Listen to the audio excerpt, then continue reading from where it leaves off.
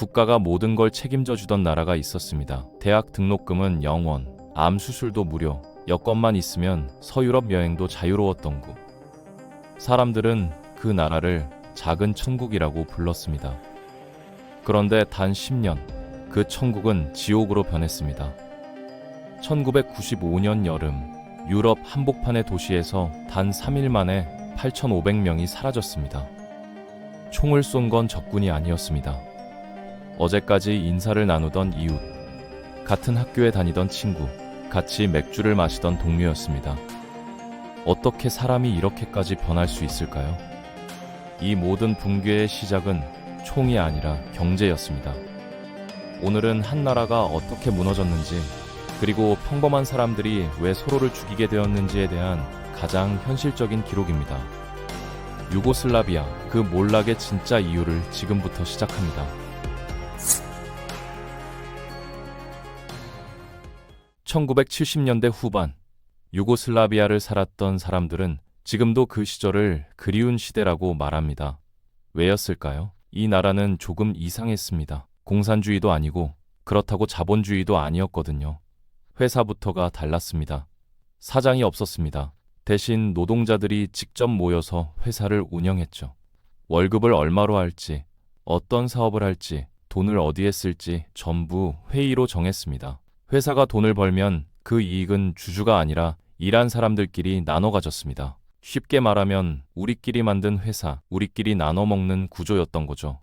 그 결과 실업률은 거의 0에 가까웠습니다. 대학 등록금은 전액 무료였고 학생들은 기숙사비와 식비까지 지원받았거든요. 병원은 더 놀랍습니다. 출산부터 암 치료, 재활까지 돈을 낼 일이 아예 없었습니다. 게다가 동유럽 국가였는데도 서유럽으로 자유롭게 여행까지 가능했죠. 사람들은 이 나라를 작은 천국이라고 불렀습니다. 이 시스템의 중심에 한 사람이 있었거든요. 요시프 브로즈 티토. 이 사람을 빼고는 유고슬라비아를 설명할 수 없습니다. 왜냐하면 이 나라는 애초에 하나의 나라가 아니었거든요. 슬로베니아, 크로아티아, 보스니아, 세르비아, 몬테네그로, 마케도니아, 서로 완전히 다른 6개의 나라가 억지로 묶여있는 구조였습니다. 언어도 다르고 종교도 다르고 역사 인식도 전부 달랐습니다. 크로아티아는 가톨릭, 세르비아는 동방정교, 보스니아는 이슬람. 말 그대로 한 지붕 아래 완전히 다른 세계가 공존하고 있었던 겁니다. 겉으로는 평화로워 보여졌지만 속으로는 언제나 민족 간 긴장이 흐르고 있었습니다. 티토는 이 복잡한 구조를 권력 분산이라는 방식으로 풀어냈습니다. 그는 한쪽이 힘을 쥐지 못하게 계속 균형을 맞췄습니다. 예를 들어 경제부 장관은 크로아티아 출신, 국방부는 세르비아, 외무부는 보스니아, 이런 식으로 권력을 쪼개 배치했죠. 어느 한 민족도 우리가 이 나라 주인이다 라고 말하지 못하게 만든 겁니다. 사람들은 이걸 티토의 균형주의라고 불렀습니다. 완벽하진 않았지만 적어도 그가 살아있는 동안에는 이 시스템이 무너지지 않았거든요. 그런데 사실 티토는 소련의 명령을 거부한 사람이었습니다. 1948년 스탈린은 유고슬라비아를 자기 영향권에 넣으려 했습니다. 당시 분위기에서 그걸 거절한다는 건 사실상 자살 행위에 가까웠죠. 그런데 티토는 단호하게 거절했습니다. 그 결과 유고슬라비아는 소련 통제에서 벗어난 최초의 사회주의 국가가 되었죠. 대신 대가가 있었습니다. 홀로 살아남아야 했거든요. 그래서 이 나라는 서방 국가들과 교류하며 시장 경제 요소를 조금씩 받아들이고 관광 산업을 키우면서 동유럽 안에서도 완전히 다른 길을 걸었습니다. 겉으로 보면 완벽에 가까운 시스템, 모두가 잘 사는 나라, 자유까지 누리던 사회. 그런데 이 모든 게 왜 무너졌을까요?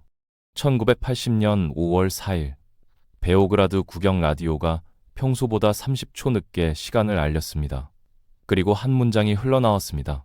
요시프 브로즈 티토, 향년 87세로 사망. 그 순간 나라 전체가 멈춘 듯 조용해졌습니다. 사람들은 바로 직감했죠. 끝났다는 걸요. 티토의 죽음은 단순한 지도자의 사망이 아니었습니다. 이 나라를 붙잡고 있던 중심축이 사라진 사건이었습니다. 곧 통제가 사라지고 유고슬라비아는 흔들리기 시작했습니다. 새로운 체제는 7명이 돌아가며 대통령을 맡는 구조, 6공화국과 한 자치구가 매년 번갈아 권력을 쥐는 방식이었습니다. 겉으로는 민주적으로 보였지만 실제로는 아무도 진짜 결정권을 갖지 못하는 시스템이었습니다. 결정은 느려지고 권력은 쪼개지고 갈등은 그대로 쌓여갔죠. 그 공백 속에서 각 민족은 점점 자기만의 길을 찾기 시작했습니다. 세르비아는 우리가 인구도 가장 많고 역사도 깊으니 당연히 중심이 되어야 한다고 말했고, 크로아티아와 슬로베니아, 보스니아는 독립하겠다는 입장이었습니다. 이 시점부터 유고슬라비아는 이미 하나의 나라가 아니었습니다. 겉으로만 연방이었지 속에서는 서로를 의심하며 갈라지고 있었죠. 이 균열이 처음으로 폭발한 장소는 뜻밖의 곳이었습니다. 축구장이었거든요. 1990년 5월 13일 자그레브 막시미르 경기장. 크로아티아의 디나모 자그레브와 세르비아의 츠르베나 지베지다가 맞붙었습니다. 표면적으로는 그냥 리그 경기였지만 관중석 분위기는 달랐습니다. 서로 다른 언어로 욕을 하고 서로 다른 깃발을 흔들고 심지어 서로 다른 국가를 부르며 맞서고 있었거든요. 이건 이미 스포츠가 아니었습니다. 민족과 민족이 선전포고를 하는 무대였던 겁니다. 경기 시작도 전에 양쪽 팬들이 펜스를 넘어 그라운드로 쏟아져 들어왔고 돌과 병과 의자가 사방으로 날아다녔습니다. 그라운드는 순식간에 전쟁터가 됐죠. 그런데 경찰이 세르비아 팬만 막아섰고 그 순간 분노가 폭발했습니다. 크로아티아 팬, 선수들까지 경찰과 충돌했습니다. 그 한가운데 크로아티아의 스타 선수 주보니미르 보반이 있었습니다. 그는 팬을 때리는 경찰을 보고 망설임에 달려들어 발차기를 날렸습니다. 이 장면은 하루 만에 전국으로 퍼졌고 보반은 순식간에 크로아티아 민족의 영웅이 됐죠. 그날 경기는 취소됐지만 그날 벌어진 폭력과 분노 그리고 민족적 상징의 충돌은 우리는 더 이상 하나가 아니다 라는 메시지를 공개적으로 드러낸 사건이었습니다. 그 사건 이후 속도는 훨씬 빨라졌습니다. 슬로베니아와 크로아티아는 독립을 준비하고 언론은 서로를 공격하기 시작했습니다. 학교 교과서조차 달라졌습니다. 같은 나라에서 자라던 아이들이 서로 다른 역사를 배우기 시작한 거죠. 어제 친구였던 사람들이 서로 다른 전쟁의 기억을 배우게 된 겁니다. 아무도 이 파국을 제대로 막을 수 없었죠.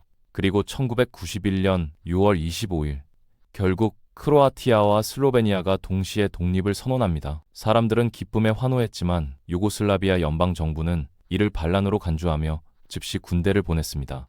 여기서 상황이 더 복잡해집니다. 크로아티아 안에는 세르비아계 주민들이 많이 살고 있었거든요.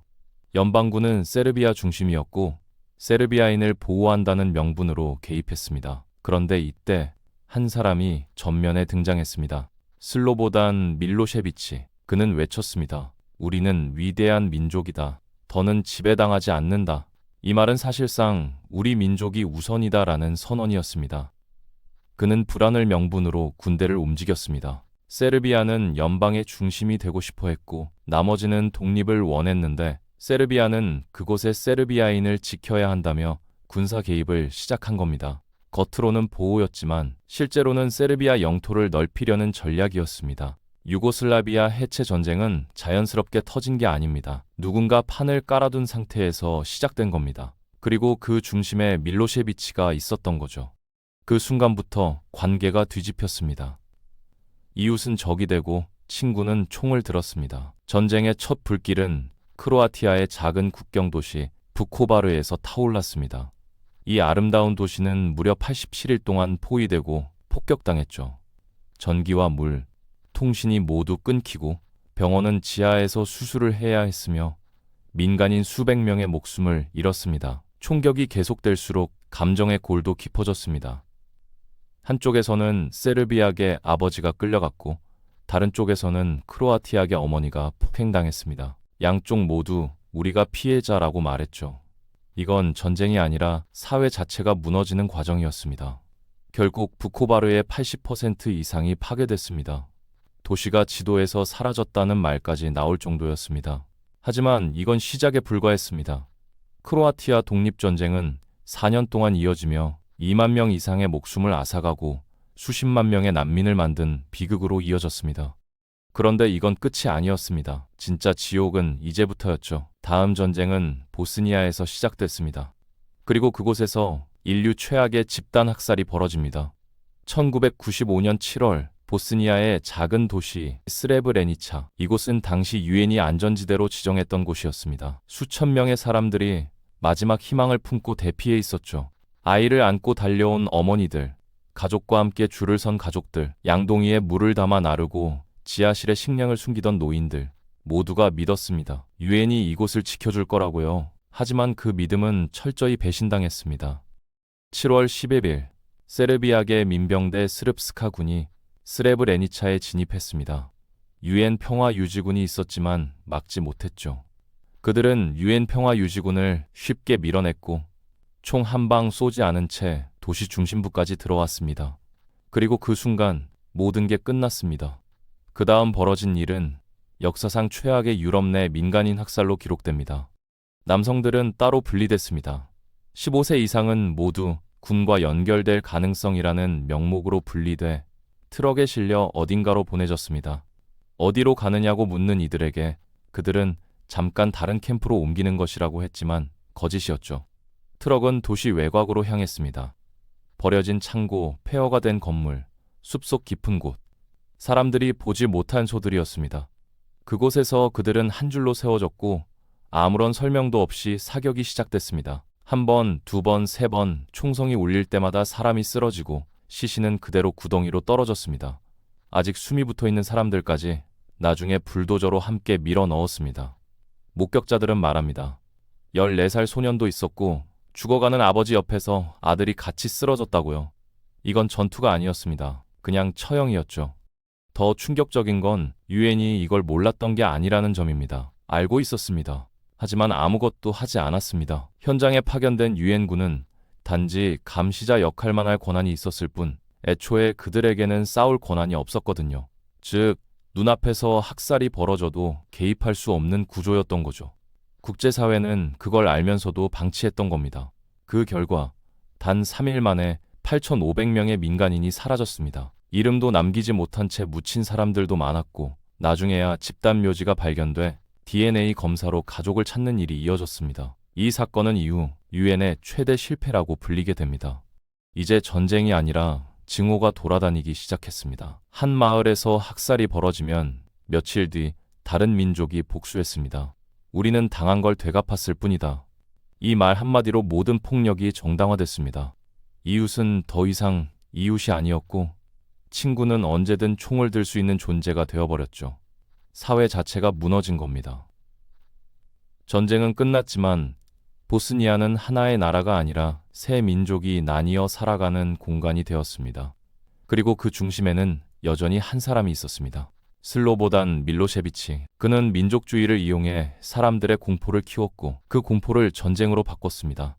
하지만 그는 바로 처벌받지 않았습니다. 오히려 권력을 유지했죠. 국제재판에도 넘겨지지 않았고요.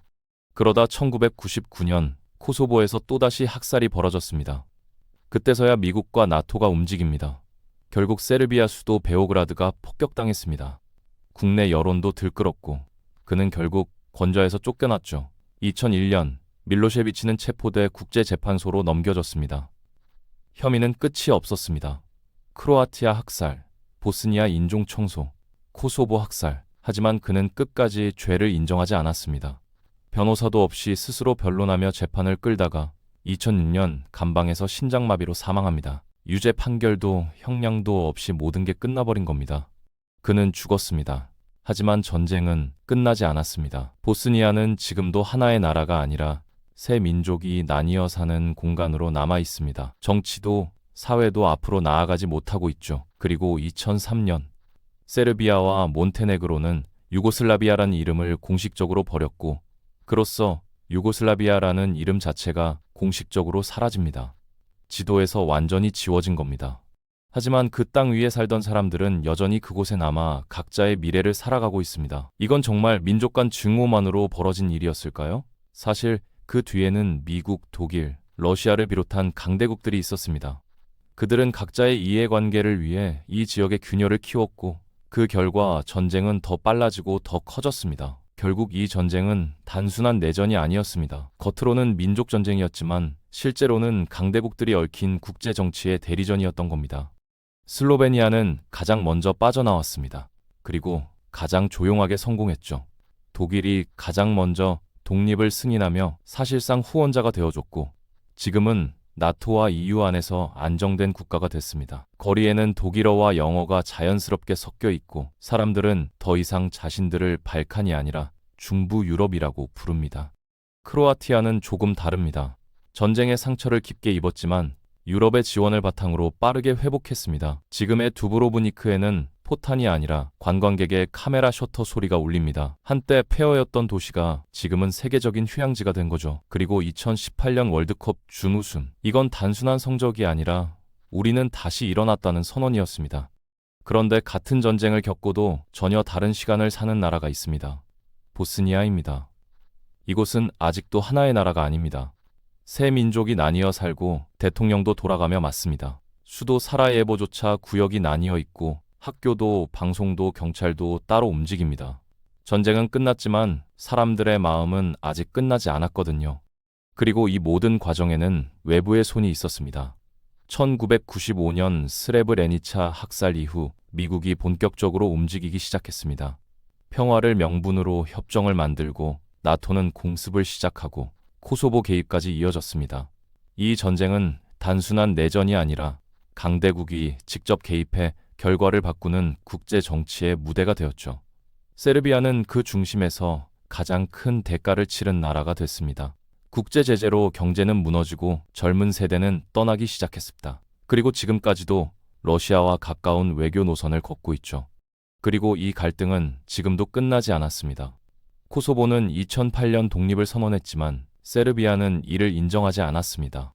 러시아와 중국은 세르비아 편에 서 있고 반대로 미국과 유럽은 코소보를 국가로 인정하고 있습니다. 결국 이 작은 땅 하나가 지금도 강대국들의 이해관계가 부딪히는 외교 전선으로 남아있는 겁니다. 결국 유고슬라비아는 7개 나라로 쪼개졌습니다.